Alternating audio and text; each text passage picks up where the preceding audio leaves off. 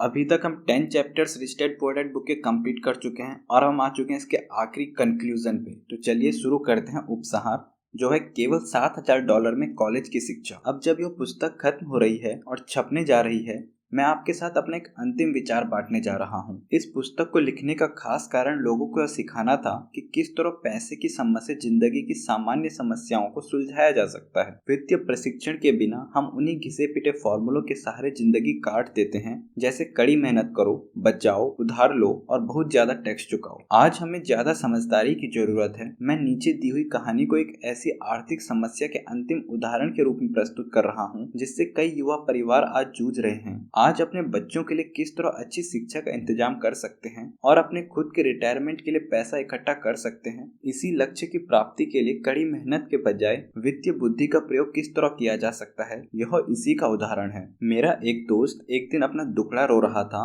कि 4 बच्चों की कॉलेज की शिक्षा के लिए पैसों की बचत करना कितना कठिन था। वह हर महीने एक म्यूचुअल फंड में $300 जमा कर रहा था और अब तक उसने लगभग $12,000 जमा कर लिए थे। उसे अपने बच्चों को कॉलेज भेजने के लिए $4 लाख की जरूरत थी। उसके पास इसे जमा करने के लिए 12 साल थे, क्योंकि उसका सबसे बड़ा बच्चा तब 6 साल का था। यह 1991 की बात थी और उस समय फिनिक्स का रियल एस्टेट बाजार दुर्दशा में था। लोग अपना घर बेचने में लगे थे। मैंने अपनी सहपाठी को सुझाया कि उसके पास म्यूचुअल फंड में जो पैसा जमा है उसके कुछ हिस्से से वह एक घर खरीद ले। यह विचार उसे कुछ कुछ जम गया और हम संभावना पर विचार करने लगे। उसकी मुख्य चिंता यह थी कि एक और घर खरीदने के लिए उसके बैंक में क्रेडिट नहीं था और उसके पास इतना नकद नहीं था। मैंने उसे भरोसा दिलाया कि किसी प्रॉपर्टी को फाइनेंस करवाने के लिए बैंक के पास जाने के अलावा दूसरे रास्ते भी होते हैं। हमने 2 हफ्तों तक मकान खोजा, एक ऐसा घर जो हमारी सारी जरूरतों को पूरा करता हो। चुनने के लिए हमारे पास बहुत से घर थे, इसलिए हमें शॉपिंग में मजा भी बहुत आ रहा था। आखिरकार हमने एक अच्छे मोहल्ले में 3 बेडरूम और 2 बाथ वाला घर पसंद किया। मालिक उसी दिन घर बेचना चाहता था क्योंकि वह और उसका परिवार कैलिफोर्निया के लिए जा रहे थे,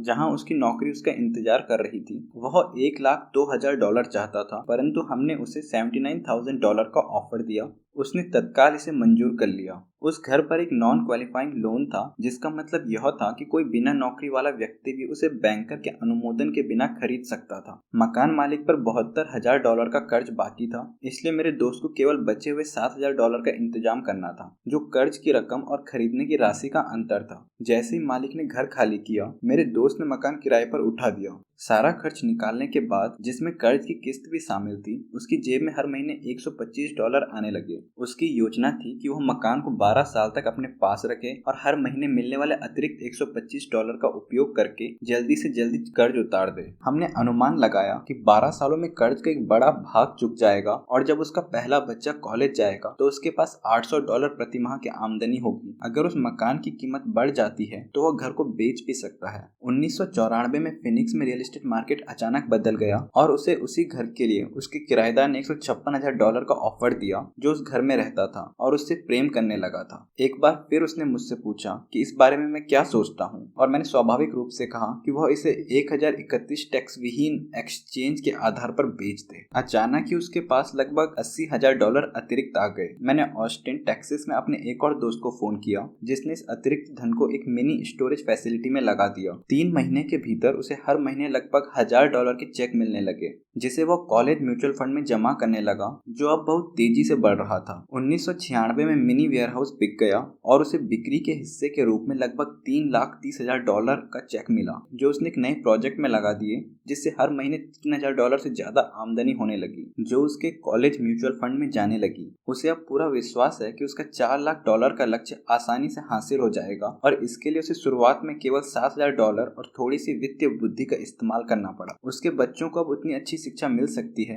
जो वे हासिल करना चाहते हैं और वह अपनी मूल पूंजी का प्रयोग अपने रिटायरमेंट के लिए कर सकता है, जो अभी उसके सी कॉर्पोरेशन में निवेश की हुई है। इस सफल निवेश रणनीति के कारण अब वह जल्दी ही रिटायरमेंट ले सकता है। इस पुस्तक को पढ़ने के लिए धन्यवाद। मुझे आशा है कि इससे आपको कुछ समझ मिली होगी कि किस तरह पैसे की ताकत का इस्तेमाल किया जाए ताकि पैसा आपके लिए काम करे।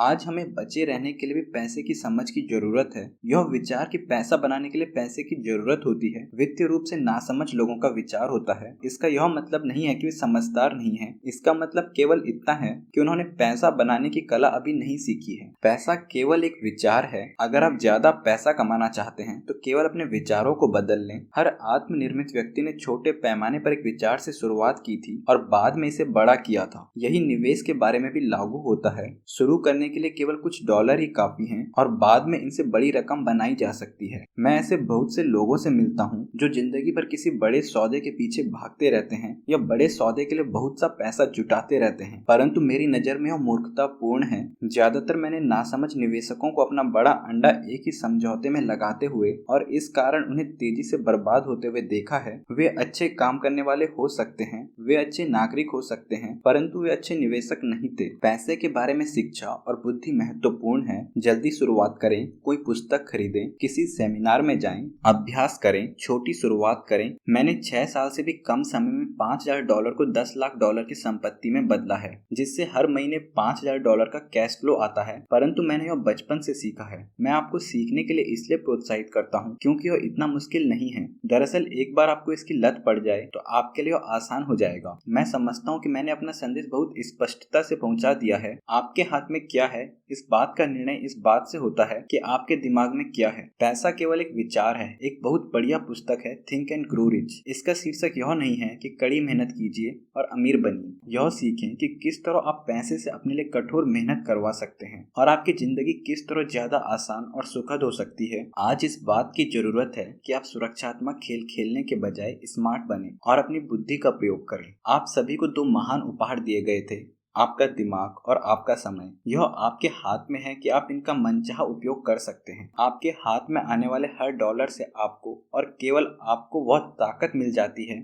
जो आपकी तकदीर बनाती या बिगाड़ती है। अगर आप इसे मूर्खतापूर्ण तरीके से खर्च करते हैं तो आप गरीब रहने का विकल्प चुनते हैं। अगर आप इसे दायित्वों पर खर्च करते हैं तो आप मध्य वर्ग में बने रहने का विकल्प चुनते हैं। अगर आप इसे अपने दिमाग में निवेश करते हैं और यह सीख लेते हैं कि किस तरह संपत्तियों को बनाया जाता है तो आप दौलतमंद होने का विकल्प चुनते हैं। चुनाव आपका है और केवल आपका है। हर दिन हर डॉलर के साथ आप अमीर, गरीब या मध्यवर्गीय होने का विकल्प चुनते हैं। अगर आप इस ज्ञान को अपने बच्चों के साथ बांटने का विकल्प चुनते हैं तो आप उन्हें उस दुनिया के लिए तैयार करने का विकल्प चुनते हैं जो उनका इंतजार कर रही है। यह कोई और नहीं करेगा। आप और आपके बच्चों का भविष्य उस चुनाव पर निर्भर करता है जो आप आज करते हैं, आने वाले कल में नहीं। हम ऐसी कामना करते हैं कि आपके पास बहुत सी दौलत हो और आप जिंदगी के महान उपहार से बहुत सा सुख भोगें।